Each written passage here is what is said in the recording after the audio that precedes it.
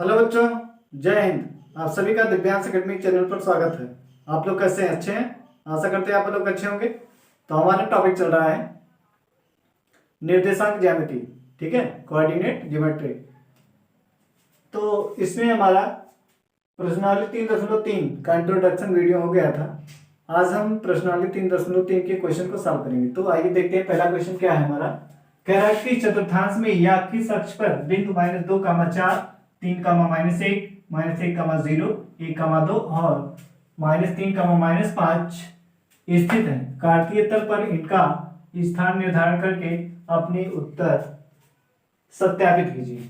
ठीक है, ये आपको निर्देशांक दिए हुए हैं बिंदु के, ठीक है, किसी बिंदु के निर्देशांक दिए हुए हैं और इसको आपको बताना है कि ये किस चतुर्थांश या किस अक्ष पर पड़ेंगे और आपको इसको ग्राफ के माध्यम से इसका क्या करना है, सत्यापन भी करके बताना है। ठीक है, यानी आपको ग्राफ बना के इसको आपको दिखाना पड़ेगा। तो आइए देखते हैं इसको। सबसे पहले हम यहाँ पे देख लेते हैं।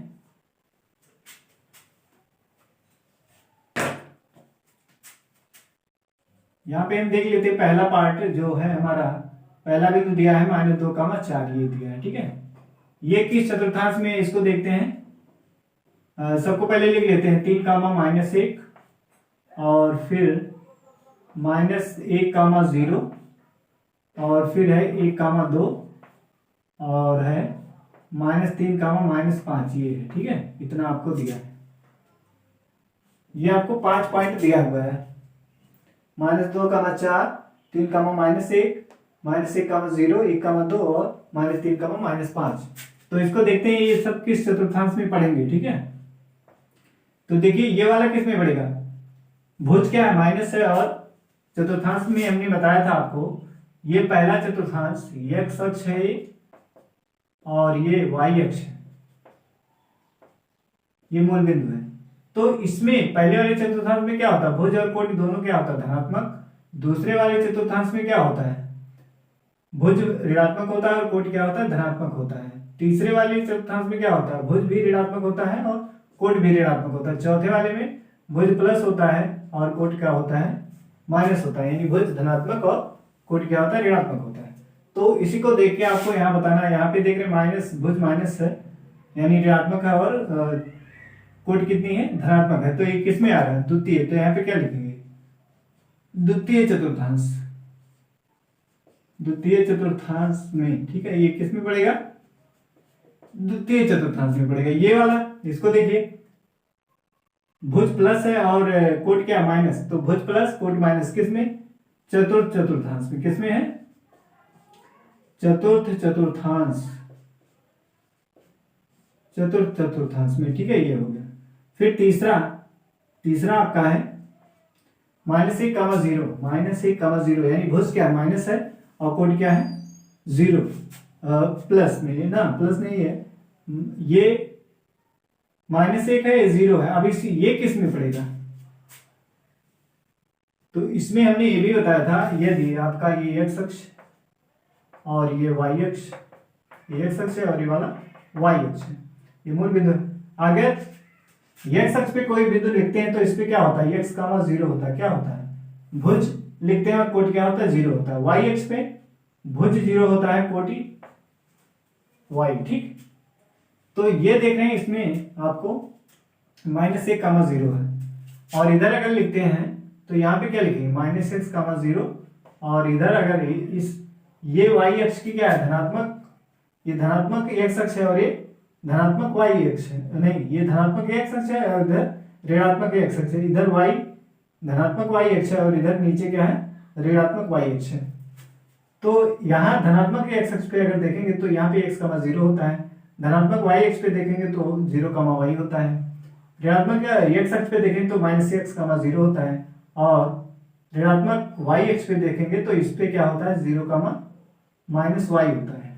ठीक है, तो इस तरीके से अब हमें दिखाना -1, 0। देखिए तो किस अक्ष पे पड़ेगा, इसमें भुज क्या ऋणात्मक है और कोटि क्या है, 0।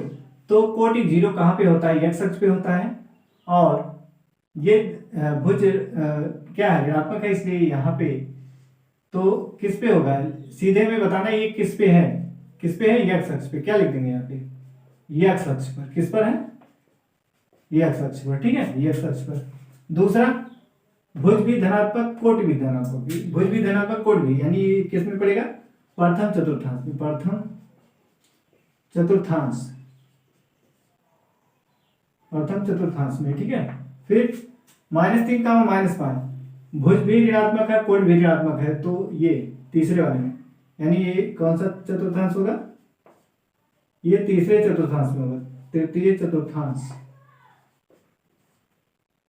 तृतीय चतुर्थांश में, ठीक है, हो गया।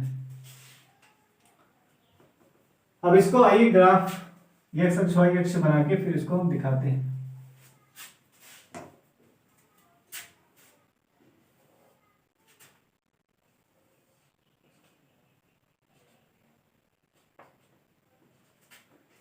ये एक्स अक्ष है और ये वाई अक्ष है और यहां मूल बिंदु है, ठीक है। आप इस पे लिखिए 1 2 3 4 5 6, ठीक है। ऐसे ऊपर में लिखिए 1 1 2 3 4 फिर 5 फिर यहाँ पे 6 और ये 7, ठीक है। फिर ऐसे इस पे लिखेंगे -1 -2 -3 -4 -5 और ये -6, ठीक है। ऐसे इस पे भी लिखेंगे।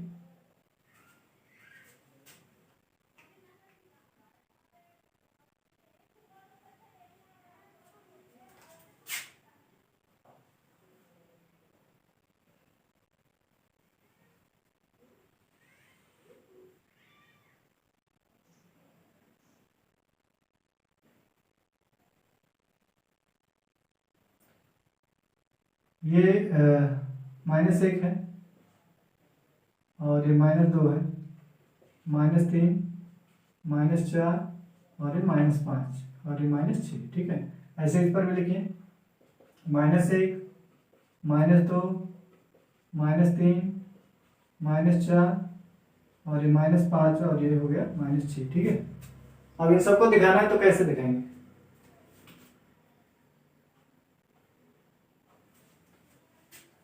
तो पहला हमारा -2 किसमें है, द्वितीय चतुर्थांश में, तो -2 भुज पे हमें, भुज हमारा कितना -2 है, तो -2 की भुज ये हो गया। तो यहां से क्या करेंगे, लंबवत रेखा खींचेंगे इस तरीके से,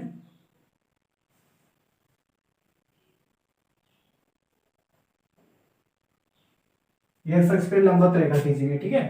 फिर कोटि कितनी, 4, कोटि यहाँ पे देखिए कितनी है, 4 यहाँ पे है ना कोटि। वाई अक्ष पे क्या, वाई अक्ष कोटि को दिखाता है और एक्स अक्ष किसको दिखाता है, भुज को। तो कोटि हमारा 4 है, तो यहां से लंबवत रेखा खींचेंगे, ये एक दूसरे को जहां पर छेद करेगा वही वाला पॉइंट हमारा क्या हो जाएगा, ये पॉइंट हो गया हमारा -2, 4, कितना हो गया, -2, 4 हो गया, ठीक है।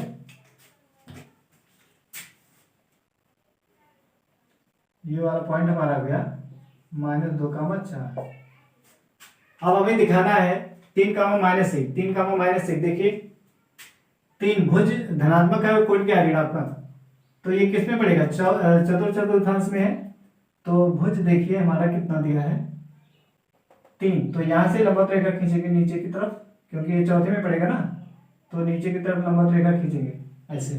फिर कोट कितनी है, -1 कोट यहाँ पे है, तो इसको ऐसे यहाँ से लंबवत रेखा खींचेंगे, ये जहां काटेगा एक दूसरे को वही वाला हमारा पॉइंट है। ये वाला पॉइंट हमें मिल गया कितना, 3, -1 ये मिल गया, ठीक है। और -1, 0 किस पे, एक्स अक्ष पे, तो देखिए माइनस भुज 1 है ना, तो -1 यहाँ लिखा हुआ है, तो यही वाला पॉइंट हमारा हो जाएगा, ये वाला पॉइंट -1, 0 वाला, ठीक है। -1, 0 ये हो गया। फिर 1, 2 प्रथम चतुर्थांश, भुज कितना 1 है, भुज 1 है, इसको लंबवत रेखा के यहां से खींचेंगे ऐसे। और कोट कितनी है, 2, तो कोट कितनी 1, 2 यहाँ पे है 2, तो इसको ऐसे ये काटेगा जहाँ पे, वही वाला पॉइंट हमारा क्या हो जाएगा, 1,2 ये वाला हो गया। ठीक है, ऐसे ये वाला देखिए -3, -5, -3, तो -3 किस पे है, भुज है -3, तो यहाँ पे, यहाँ से लंबवत रेखा आप देखिए तृतीय चतुर्थांश में ना, तो ये नीचे की तरफ लंबवत रेखा है ये ऐसे, और कोट कितनी है -5, कोट कितनी है -5, तो -5 देखिए यहाँ पे है, तो यहाँ से लंबवत रेखा खींचेंगे ऐसे, ये x अक्ष के समांतर। ठीक है, तो ये वाला पॉइंट हमें मिल गया -3,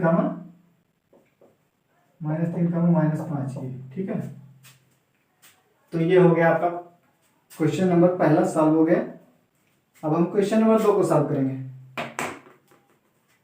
तो आपको समझ में आएगा, हमने सबसे पहले क्या देख लिया किस चतुर्थांश में पढ़ रहा है, फिर हमने इसको ग्राफ के माध्यम से दिखा दिया।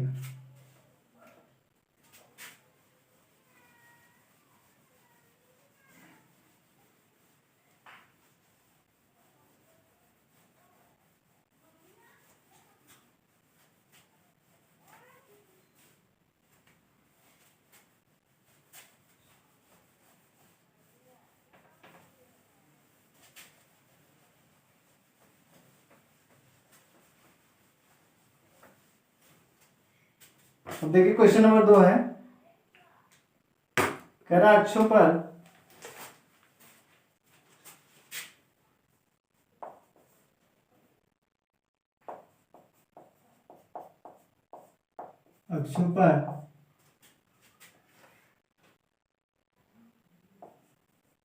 दूरी का उपयुक्त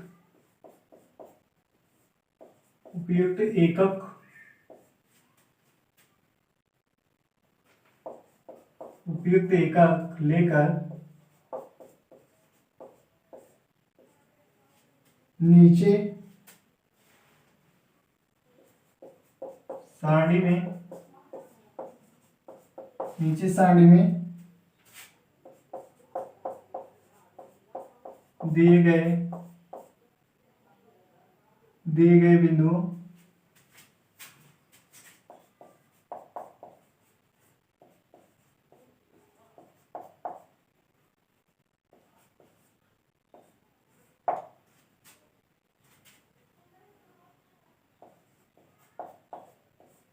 दिए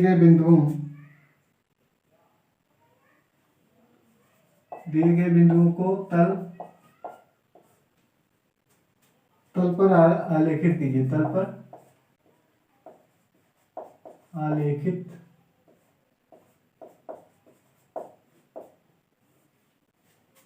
आलेखित कीजिए।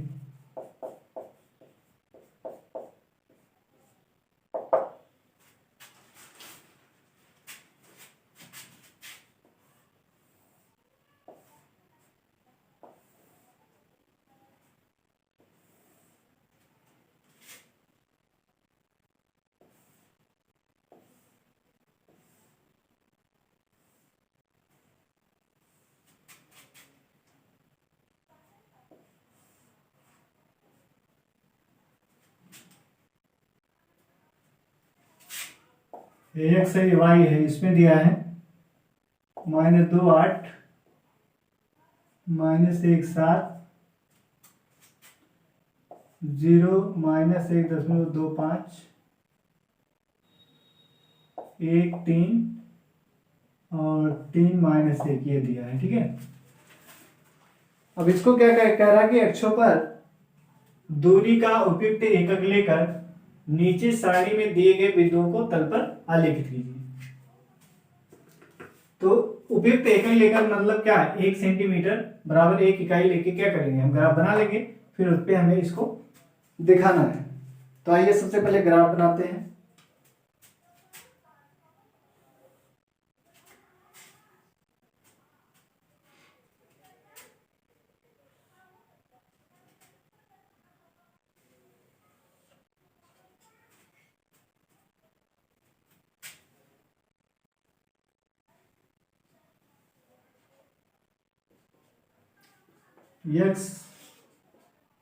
एक्स अक्ष है और ये Y Y dash Y X है, ये मूल बिंदु है। ठीक है, अब इस पे हमें पैमाना कितना लेना है? पैमाना लेना है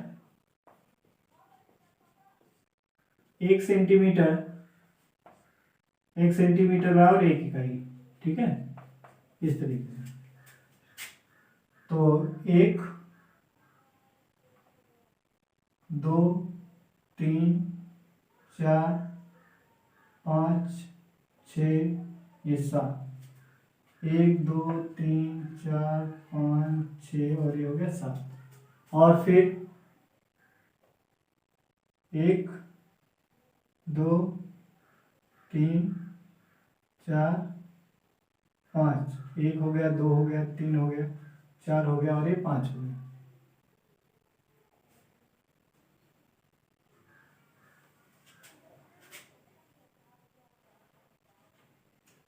ये हो गया 6, ये हो गया 7 और यहाँ हो गया 8, ये ठीक है। फिर इधर ऋणात्मक दिखाएंगे, -1 -2 -3 -4 -5 और इधर -6। इधर भी नीचे की तरफ ये वाई अक्ष ऋणात्मक वाई अक्ष है, -1 -2 -3 -4 और यहाँ -5 और ये हो गया -6। ठीक है, अब इस पे हमें इसको दिखाना है। पहला पॉइंट आपका क्या, भुज कितना -2 है, तो ऐसे पहले इसको लिख लीजिए। ठीक है, -2 भुज को पहले लिखेंगे, -2 कामा 8, फिर -1 7 और फिर 0 कामा -1.25, फिर अगला है 1 3 और फिर अगला है 3 -1 है, ये है। ठीक है,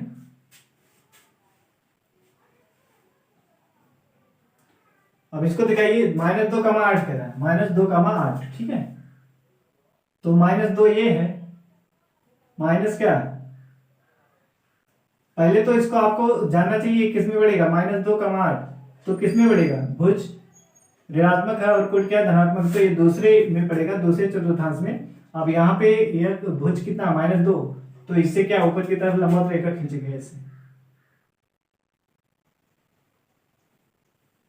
इस तरीके से हम लंबवत रेखा खींचेंगे।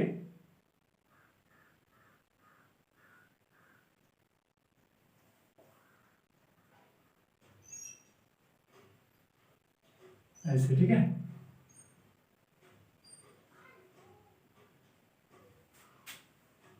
फिर कोण कितनी है 8, तो वाई एक्स पे देखिए यहाँ पे लिखा है, यहाँ से लंबवत रेखा खींचेंगे, ये जहां प्रछेद करेगा वही वाला पॉइंट हमारा हो जाएगा। ये हो गया हमारा -2 8। ठीक है, भुज -2 था और कोण कितनी थी 8 था, ये हो गया हमारा। अगला है -1 7, यानी भुज कितना -1 है और कोण कितनी है 7 है। ये भी किस में पड़ेगा, द्वितीय चतुर्थांश में, दूसरे चतुर्थांश में। ठीक है, तो -1 है, तो यहां से लंबवत रेखा खींचिए इस तरीके से, और फिर यहां 7 है ना, कितना y 7 है, तो यहां से लंबवत रेखा खींचेंगे, जहां पे काटेगा यही वाला पॉइंट हमारा हो जाएगा कितना, ये पॉइंट हो गया हमारा -1 7, ये ठीक है, -1 7 वाला है। फिर अब हमें अगला दिखाना 0 -1.25, यानी भुज हमारा 0 है, कोण कितनी है -1.25 है, तो भुज किस अक्ष पे 0 होता है, y अक्ष पे भुज 0 होता है, और कोण दिया -1.5। तो देखिए भुज -1.5 कहाँ पे आएगा, -1.5 ये जो -1 और -2 इसके चौथाई भाग पे। ठीक है, यहां कहीं आएगा ये, तो ये वाला पॉइंट हमारा हो जाएगा 0 -1.25, ये हो गया।